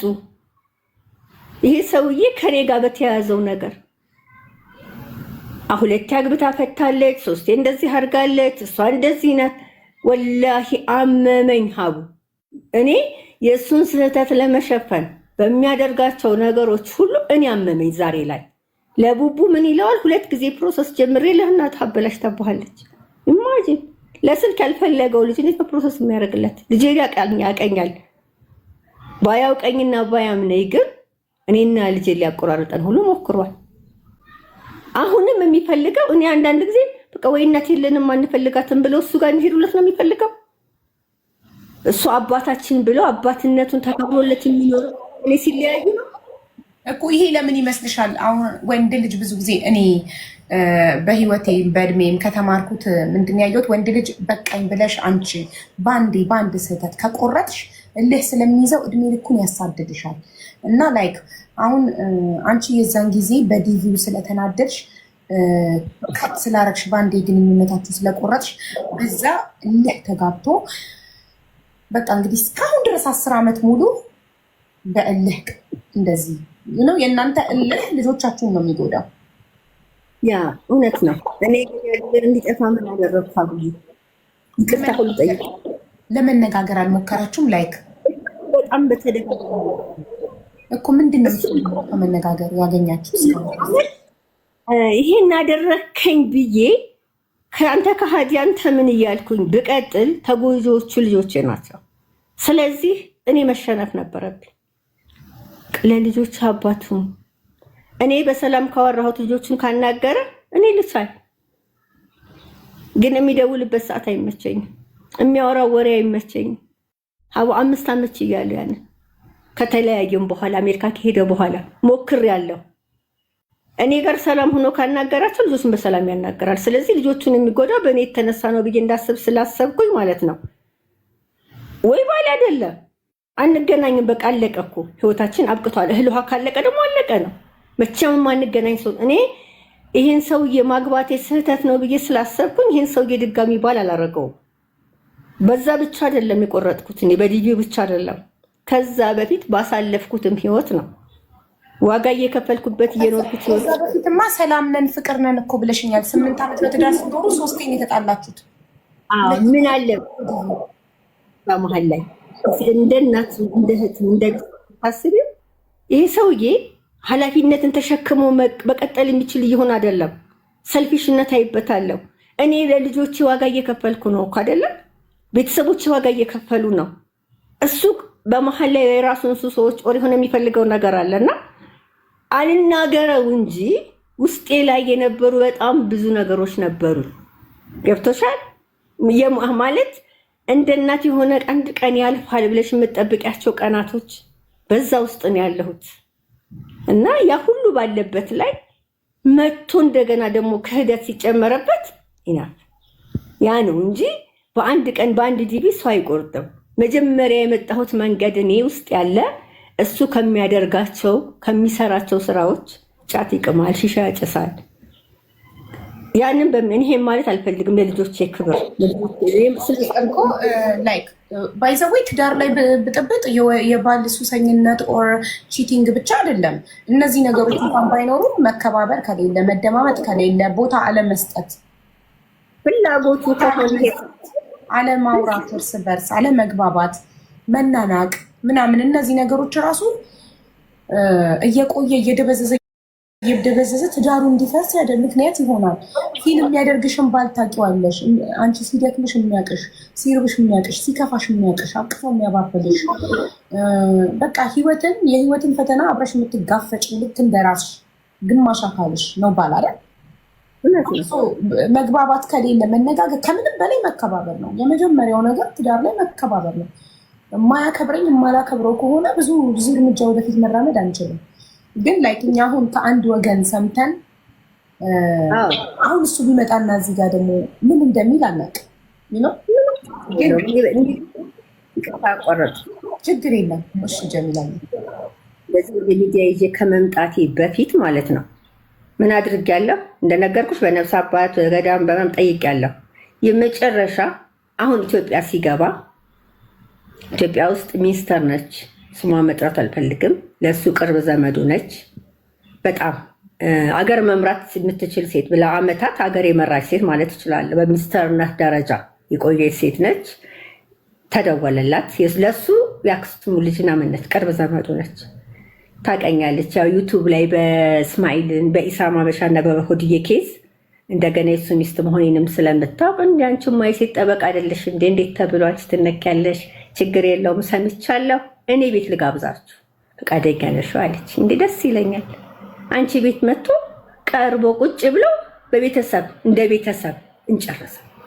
እኔ ልጄ አሁን ላይ ያን ሁሉ አደረጉበት ብዬ ቂማሊዝም ልጄ ግን የሚያስፈልገው ነገር አለ። በውስጥ አወራሻለሁ፣ ብዙ ነገር አለ እንዲህ ሚዲያ ላይ የማላወራው ገብቶሻል።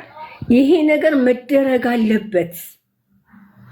እኔ ልጄ አንድ ነገር ላይ ሆኖ ወድቆ ከማይ እግሩ ላይ ወድቀሽ ይቅርታ ጠይቂው ብትይኝ አልኳት፣ እጠይቀዋለሁ። ምክንያቱም ለልጄ የምከፍለው ዋጋ ነው፣ የግድ አድርገዋለሁ አልኳት።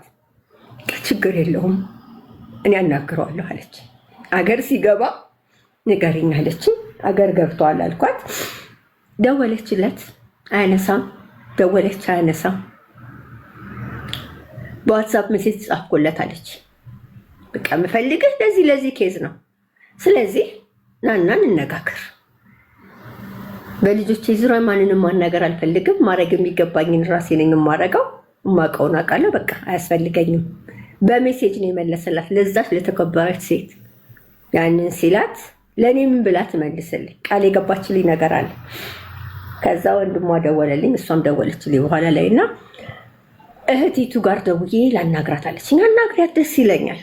እንግዲህ እኔ ውስጥ ክፍተት ካለ አልኳት ይቅርታ መጠየቅ ካለባቸው ወንድምም እህትም እሱም ለልጆቼ ስል፣ ምክንያቱም እማያልቅ መንገድ ሆነብኝ።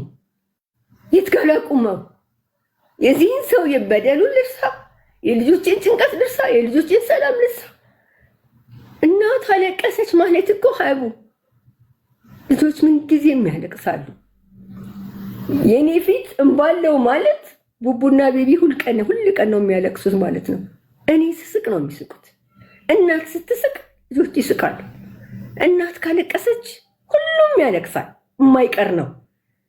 የሚሳሳቱት አባቶች እዚህ ጋር ሚስትን ጎዳን ወይም ደግሞ እናትን ጎዳን ብለው የሚጎዱት ግን ልጆቻቸውን ነው።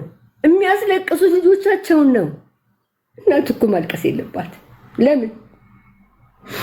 ያውም ዋጋ የከፈለች እናት፣ ያውም እድሜዋን የሰጠች ልጅነቴ፣ ውበቴ፣ ህይወቴ፣ ገንዘቤ፣ ቤተሰቤን መስዋዕት ያደረኩ እናት ነኝ። ምስጋና እንጂ እኔ ለቅሶ አይገባኝ፣ ክብር እንጂ እኔ አሁን እዚህ ቦታ ላይ የወጣሁት እኔ ሴት ልጆች አሏቸው። አብርሃምም ሴት ልጅ አለው፣ እሷም 4 ሴት ልጅ ወልዳለች። እኔ ልጆቿ ላይ ግፍ ቢደርስ ይህን ያክል የምደሰት ሰው አይደለሁም። በሰው ደስታ አልደሰት፣ ግን ይችን ጀዛ ይከፍላቸዋል አላህ፣ አይቀርም። ይቺ የኔ አንዷ ዘለላ እንባ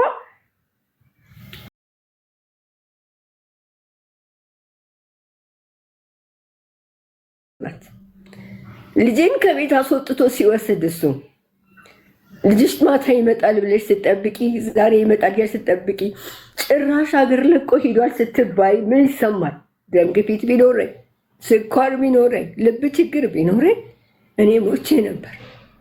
ለእኔ የተመኘውን ስኳር፣ ለእኔ የተመኘውን ደም ግፊት ግን አላህ ለራሱ ነው የሰጠው። እኔ አልሐምዱሊላህ በጣም ጤነኛ ነኝ። ከነመቻያው ሰጠኝ ልጄን። እኔ ቡቡዬ ለእኔ ጓደኛዬ ነው። ቡቡዬ ለእኔ ልጄ ብቻ አይደለም፣ እንኳን በሽታውንና ሌላ ነገሩን አይደለም ተኝቶ ማላምነው ልጄ ነው። ልጄ አብርሃም አላህ የስራውን ይሰጠዋል፣ አይቀርም። እኔ ክፉ በሆነ የአብርሃም ኬዞች፣ የአብርሃም በጣም ብዙ ነገሮች እጄ ገብተዋል። በአደባባይ እሱን ማዋረድ ጠፍቶኝ አይደለም። እህቲቱ ለእኔ ያኔ በ2 ልጅ ስቀጣ እሷ በ4 ልጅ ተቀጣለች። አላህ ጀዛዋን ከፍሏታል።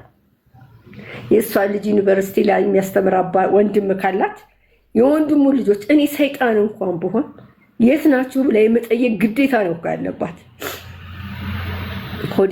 ሆድዬን ታውቂያታለሽ? የኢሳም ሀበሻ ባለቤት። እኔ ለልጆቹ ነው ለሆድዬ ብዬ ዋጋ የከፈልኩ እናት አይደለሁም። ምክንያቱም አክስትነቴ ያስገደደኝ ለልጆቹ ነው። ምክንያቱም ለይላ፣ ሩመይሳ እና ዑመር የኔ ልጆች ናቸው ብዬ ነው የማስበው። የወንድሜ ልጆች አይደሉም። እሱ በሰራው ስህተት ልጆቹ እንዲቀጡ አልፈለኩም። እሷን ስደግፋት የደገፍኩት እኔ ልጆቹን ነው። ዛሬ ላይ ተመልሶ ሲሄድ ልጆቼ ብሎ ሲያናግራቸው በኩራት ገብቶ አባቴ ብሎ የጠሩት እኔ እህቱ፣ ሌሎቹም እህት ወንድሞቹ ከእሷ ጎን ስለቆሙ ነው። ልጆቹ ስላረሳናቸው ነው እንጂ ሆድዬ እኛም ብንረሳት እኛም ማውጥተን ብንጥላት ኖሮ ልጆቿን ይዛ የማናቅበት ቦታ ዛሬ ልጆቼ ብሎ ሲጠራ እስማኤል ልጆቹን አያገኛቸውም ነበር። አብርሃም ያፈረሰው የለያያቸው አባትና ልጅ ለማስተካከል የቻለውን ያክል መሞከር ነበረበት። ድጋሚ ሌላ ስህተት መስራት አልነበረበት። ጭራሽ አቡዬ እኔ ብር ከፍለ ኮምቦልቻ ላይ ብር ፍለጋ ነው እየተባለ ከተማ ሁሉ ስሜ እንዲጠፋ ነው የተደረኩት። ሂጄ ለአንድ ሰው ብናገር እንኳን እንዳልታመን። ግን አላህ ጀንቱን ከሰጠሽ እኮ ማንም ተናገረ ቢናገር የቆፈረ ቢቆፍር አልሐምዱሊላህ እኔ በአላህ በጣም እተማመናለሁ። አልቻሉም ሊጥሉኝ። እቤት ሳለቅስ አድሬ ጧት ላይ ግን የምፈልገውን አደርጋለሁ። የፈለኩትን ሁሉ አሳክቻለሁ። ልጄን እጅ አስገብቻለሁ። ግን ልጄን እጅ ሳስገባው የሚያስፈልገው ብዙ ነገር ያለ ያወቅኩኝ ያንኛውን ነገር ማስተካከል አልቻልኩም። ያንን ደግሞ ያላባቱ እርዳታ ያላባቱ ገዛ ማስተካከል አልችልም። ዛሬ ቡቡ ላይ እየተደረገው ነገ ቤቢ ላይ ይቀጥላልና በጣም ደክሞኛል። ታስቧል። በጣም ጥሩ የሆነ ነገር አይታየኝም እና ይህን ነገር መፍትሄ እንዲያገኝ ጠርተሽ ማናገር ካለብሽ እህቱም መናገር ከፈለገች ወንድሙንም እራሱንም ምንም ነገር ዝም ብሎ ስም ማጥፋትን አይደለም፣ በማስረጃ አቅርቢልኝ ካልሽ እኔ አስፈላጊ የሆነውን ሁሉ እልክልሻለሁ። ለአመታት ለምኜዋለሁ። አኩርፎ ለ5 ዓመት ሲቀር አንተ እኮ ጥሩ አባት ነህ ብዬ ምን ሊያናገርኩት እናት ነኝ። ልጆችህ እኮ ይናፍቃሉ። እስኪ ያገኛቸው።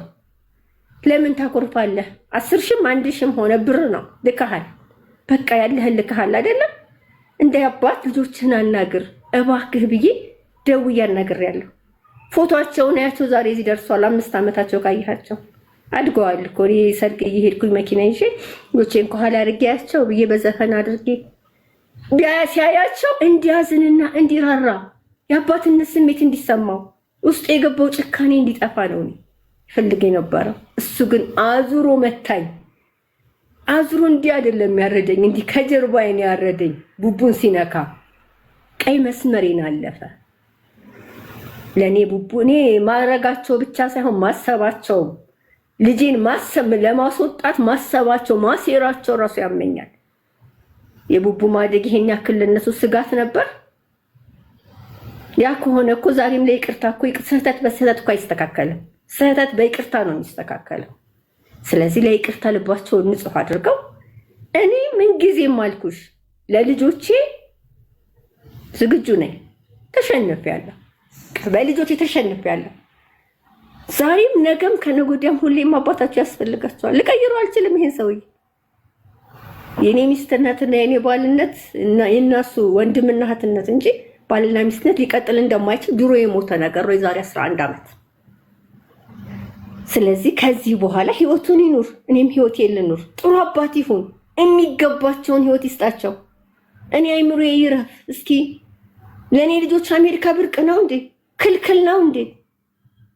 ዛሬ 5 ዓመት ሲቲዝን ሲሆን ፓስፖርት መውጣት እኮ ይችል ነበር።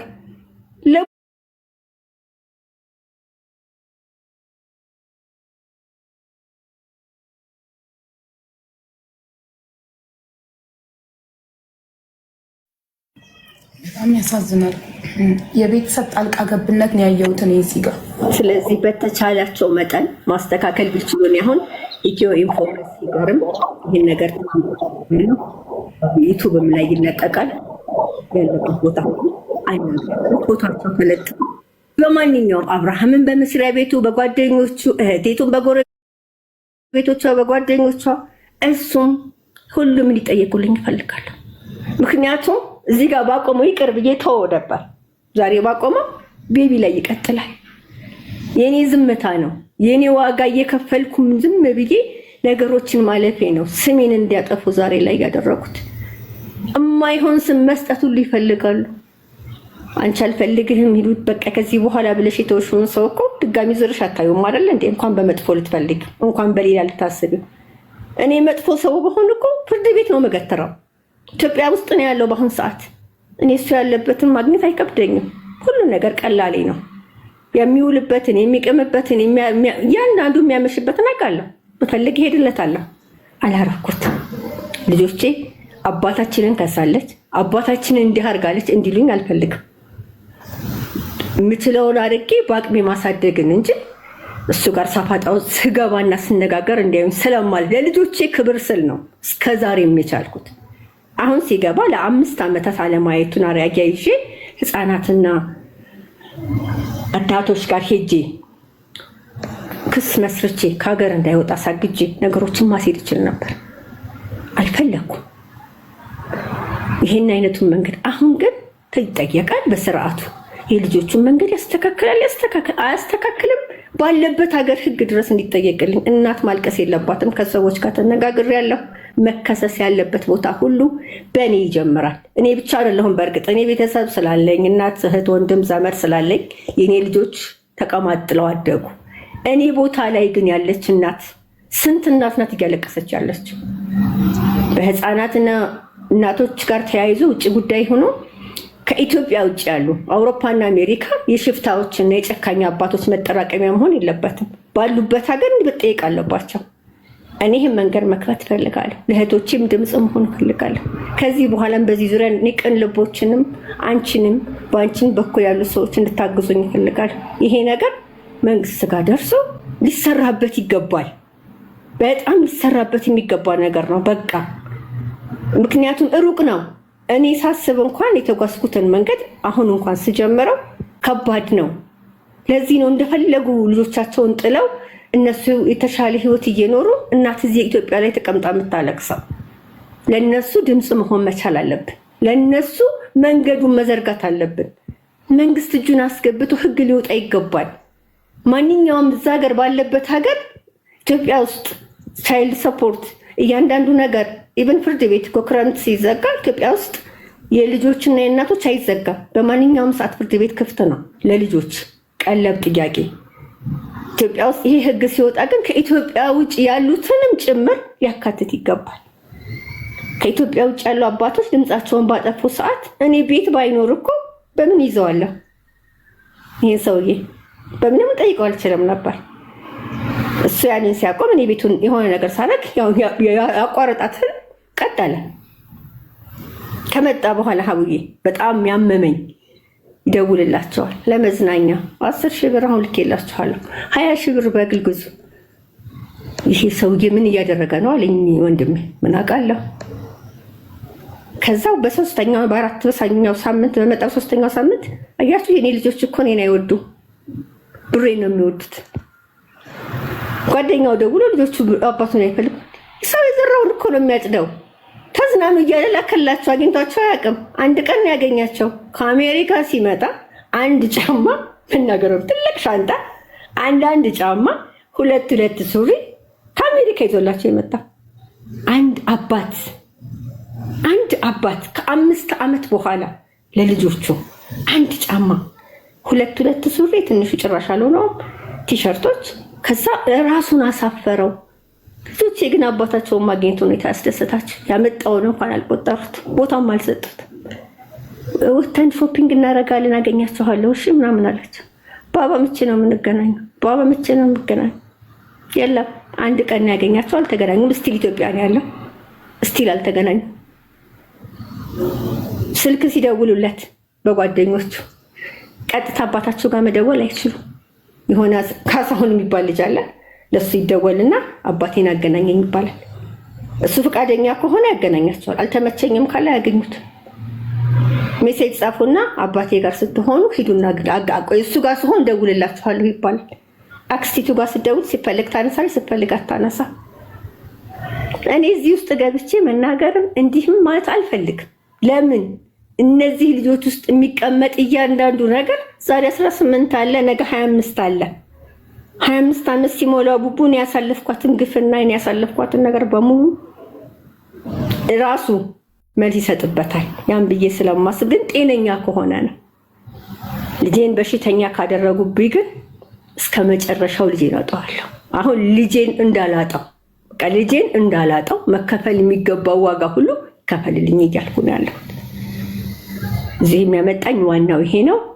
ወንድምየው ቢጫ ይሰራል፣ አብርሃም አቻሜ ይባላል። እህቲቱ ጀሞ ነው የምትኖረው፣ ፍሬ ህይወት አቻሜ ትባላለች። እሱ እስክንድር አቻሜ ይባላል፣ ኮምቦልቻ ኗሪ ነው። አሁን በሲያትል ነው ዜግነቱንም አድርጎ አሜሪካ በዛሬ 5 ዓመት ዜግነቱን የቀየረው አሜሪካ ነው ያለው። አሁን ኢትዮጵያ መጥቷል። ስለዚህ አሜሪካ 11 ዓመት ሲቀመጥ ኢትዮጵያ ውስጥ አንዲት ኮንዶሚኒየም በስሙ የለው። ለ11 ዓመታት ግን ሰርቷል። አሁን ለአመታት ያችን ቤት አድሷል። ልጆቼ አንድ ነገር እኔ በሆን አንድ ነገር እሱ ቢሆን ሜዳ ላይ ነው የሚቀሩት። ምንም ጋራንቲ የላቸው። ምንም በዚህ በኩል እንዲህ አደርግላቸዋለሁ ብሎ የሚለው የለም። በአሁን በዚህ ዓመት ትምህርት ቤት ሁለቱንም አስገብቻለሁ። አልሐምዱሊላህ ያቋረጠውም ልጄ ትምህርቱን ቀጥሏል፣ ትምህርቱን ጀምሯል። ግን ሞራላቸው በጣም ወድቋል። ወይ ሀገር ውስጥ ባይኖር ላለሁ አለ ብለው ስለሚያስቡ ቤቢ ያልኩት አንድ ቀን እኮ እኔ ጋር አሁን ማየትን ምናምን ስለማይፈልግ ነው። ትምህርት ቤት ስትወጣ ዲቦራ ነው የሚማረውና በር ላይ ሊያገኝህ ይችላል አልኩት። ማማ ወላሂ እኔም አንዳንድ ቀን እኮ በር ከግቢ ማብራት ሄደ። ሶሪ ያው ቪዲዮ አጥፍቼ መቀጠል ይችላል። አዎ ችግር የለውም። ቪዲዮ አጥፍተሽ መቀጠል ትችያለሽ መብራቱ ስለሄደ። ጀሚላዬ እኔ ግን የገረመኝ ነገር ልጆች ማለት ነው ላይክ አይቷቸው ማያቅ ጊዜ ሰጥቷቸው ማያቅ አባት እንዴት እንደዚህ ሊፈልጉት ቻሉ? ማለት ልጆች የሚፈልጉት ብዙ ጊዜ የለመዱትን ነው። አብሯቸው የኖረ ፍቅር የሰጣቸው የተላፋ አብሯቸው የበላ የጠጣል ማለት ጊዜ ሰጥቷቸው ማያቅን አባት ይሄን ያህል ለምን ፈለጉት? ለምን ጓጉለት? ያ ልክ ነሽ። ይሄ የኔ ስህተት ይመስለኛል፣ አስተዳደግ ችግር ይመስለኛል። እኔ ምን እላቸዋለሁ፣ እኛ 3 ነን፣ አባታችሁ ብቻውን ነው። የሆነ ቀን ላይ መጥቶ እንደሚፈልጋችሁ ደግሞ እርግጠኛ ሁኑ። አባትን ዝምድናን የቆረጠ ካላህ ረሕመት ይቆረጥበታል። ምንም ቢያደርግ የወለደ ነው። የሆነ ቀን ግን ሁሉ ነገር ይገባውና ይፈልጋችኋል ነው የምላቸው።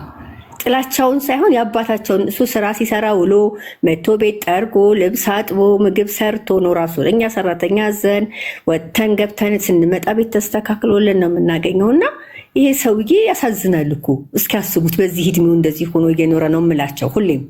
ሲቀጥል እንደገና ደግሞ አባታችሁን ከካዳችሁ ወይም ደግሞ በቁጡ ነገር ከተናገራችሁ እኔ ባለጌ ልጅ ስላላሳደግኩኝ የኔ ልጅ እንደዚህ ካደረጋቸው አፏ ልላችሁ እምላቸዋለሁ። እና ለአባታቸው ልዩ ፍቅር አላቸው ሁለቱም። አሁንም ከትምህርት ቤት ሲወጣ እንግዲህ አስቢ፣ እኔም እኮ ትንንሽ ሲሆኑ ላይክ 7 ዓመት 9 ዓመት 10 ዓመት 11 ምናምን ሲሆኑ በጣም ይጓጓሉ አግኝተው ምን አይነት አባት እንዳላቸው ለማወቅ። ግን ኦልሬዲ ትልቅ 18 ዓመት ማለት ትልቅ ነው። የመጀመሪያ ልጅ ላይክ 18 ዓመት በደንብ ያገናዝባል። የ18 ዓመት ልጅ ላይክ አባት ሲደውልለት ሳያነሳ ሳያገኝ ስቀር ያለመፈለግ ስሜት እንዴ እሱ ካልፈለገ ለምን ይፈልገዋለሁ አይነት ስሜት ይሰማል። እንደውም ይቀየምና ማግኘት ራሱ አይፈልግም። ትልቅ ልጅ ማለት 18 ዓመት ትልቅ ልጅ ነው። ህፃናት ሲሆኑ መፈለግ ስሜት ራሱ ብታሳያቸው አይገባቸውም። አሁን ህፃናት የ7 ዓመት 9 ዓመት ስልክ ሲደውሉ ባታነሽላቸው ከአሜሪካ መጥቶ አባታቸው ቆይ ዛሬ ቆይ ነገ ቆይ ቢላቸውም በተስፋ በቃ ልባቸው በጉጉት ይጠብቃሉ። ትንንሽ ልጆች አያውቁም፣ መቀየም አያውቁም፣ ያለመፈለግ ስሜት አይሰማቸውም። ትልቅ ግን የ18 ዓመት ልጅ ግን ትልቅ ስለሆነ አባቱ ስልክ ሲደውል ሳያገኘው ሲቀር ከአሜሪካ መጥቶ አባቱ ለሌሎች ለባዳ ጊዜ እየሰጠ እየተዝናና ምናምን እሱን ሊያገኘው ሳይመጣ ሲቀር ላይ የመቀየም ይቀየምና እንደውም አባቴን ማናገር አልፈልግም፣ አባቴን ማየት አልፈልግም ነው የሚለው። እኔም እንደምረዳው እስካሁንም እንዳየሁት በብዙ ሰዎች አልፈልግም ነው የሚለው። ተቀይሞ ውስጡ ተቀይሞ ለምን ሊያገኘኝ አልፈለገም? ለምን ለእኔ ጊዜ አልሰጠኝም? ለምን አላሳደገኝም? እሺ አያሳድገኝ ችግር የለውም ግን ቢያንስ ደውልለት ለምን አያናገረኝም? ለምን ከአሜሪካ ኢትዮጵያ ሲመጣ ለምን ሊያገኘኝ አይፈልግም ብሎ ያኮርፋል፣ ይቀየማል። እንደውም ሊያናግሩ አይፈልግም እንጂ እንዴት እንደዚህ በጣም እየፈለገው ትልቁ በተለይ 14 ዓመቱ ኦኬ ብንል ትልቁ ምን ላይ ስሜት አይቼበታለሁ መሰለሽ?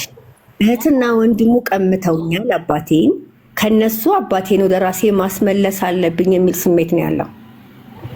በቃ አባቴ እኔ ጋር ሆኖ ሌሎች ልጆች አሉት እንዴ? የለውም። አባቴን ቀምጥ እህትና ወንድሙን ነው የምልሽ እያሳደግ የእህቱ ልጅ ጋር ይገናኝ ነበር። ለእህቱ ልጆች የሚያደርገውን እያንዳንዱን ነገር አባቱ ያያል። የእህቱ ልጆች ጋር እና ለእህቱ ልጆች እንዳባት ነው። የእህቱ ልጅ አሁን ቮይስ ልክልሻለሁኝ እንደመጣ ወዲያው አግኝተዋለች። እሷን አግኝተሃል አባቴ፣ እኔን ግን እስካሁን አላገኘኸኝም። ምንድነው ችግር አለ? እናንተ የማታውቁት ችግር አለ እያልክ እኛን ለምን ታደርገናለህ? በተደጋጋሚ ቮይሶችን እልክልሻለሁ፣ ትልቁ ያደረገውን ማለት ነው። መቼ ነው የምታገኘን? መታሃል እኮ አባቴ፣ ለምን አታገኘንም እያለ በተደጋጋሚ ሲጠይቀው የነበረውን። እኔ ህፃን እያሉ እንደነገርኩሽ ብዙ የሞላሁ እስከ 13 እስከ 14። አሁን ላይ ግን እኔን የሚሰሙበት እድሜ አይደለም፣ ራሳቸውን ነው የሚሰሙት። ስለዚህ የተወሰነችም አሁን ከኔ ገንጥሎ እያደረገ ምን እያለ የሆነ የቅብጠት ነገር አሳይቶታል ለትልቁ እና አሁን መልሶ ያችን ማግኘት የአባትነት ፍቅሩ ብቻ አይደለም፣ ጥቅሙንም ሊፈልግ ይችላል እኮ ገብቶሻል። ይሄ ልጅ የአባቴን ነገር እኔ መጠቀም አለብኝ ብሎ ሊያስብ ይችላል። እኔ በዚህ ደረጃ ልጄን መለካት አልፈልግም፣ ግን እፈራዋለሁ። አንዳንዴ ወደ ጭካኔ የሚወስደው እርምጃ የሚሆነው ነገር ቀጣዩ ከባድ ነው። በአጠቃላይ እኔ የሚታየኝ ከባድ ነገር ነው። ወይ መጀመሪያ በጥላቻ ሞልቻቸው ሁለተኛ አባቴ የለንም ብለው እንዲያስቡ ባረጋቸው ትዝ አይሉ፣ በቃ ይረሱት ነበረ። በልጅነታቸው ግን ያ ነገር እንዲፈጠር አልተደረገም። እንዳነገርኩሽ ደግሞ መጀመሪያ ላይ ብቅ ጥልቅ የሚለው ነገር አለ። ድንገት መጥቶ ያናገራቸዋል፣ ከዛ ይጠፋል፣ ደግሞ ይመጣል። ከአመታት በኋላ ደግሞ ለ5 ዓመት እስከ 5 ዓመት እንደዛ ነበር። 5 ዓመታት ግን በስልክ በጭራሽ አላገኛቸውም። ቡቡ በተስፋ የሚጠብቀው ነበረ። እናቱን አይደለም ሁሉንም ክዶ ሄደ። በቃ እሱን ተከትሎ ማለት ነው። ግን ጥፋት ውስጥ ተገኘ።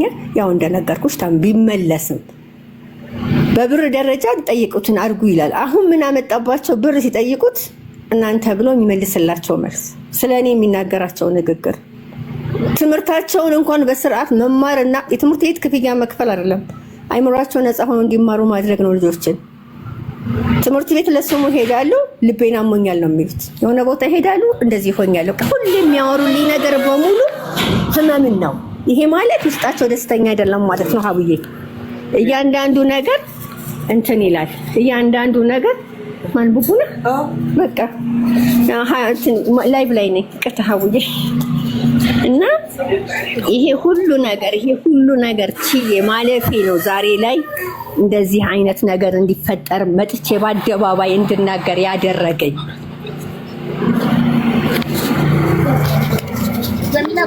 ፍቅሩ እስቲ ለልጆቹ ውስጥ እንዳለ አውቃለሁ። ቡቤ ቢገር ማማዬ በአላህ ነው። ስልክ ቁጥርሽን በቅልቦች በኩል በውስጥ ላኪ። ሄሎ፣ አቤት